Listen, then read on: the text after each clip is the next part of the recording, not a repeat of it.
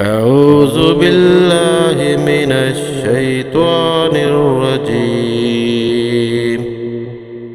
بسم الله الرحمن الرحيم. ألم تر كيف فعل ربك بأصحاب الفيل؟ ألم يجعل كيدهم في تضليل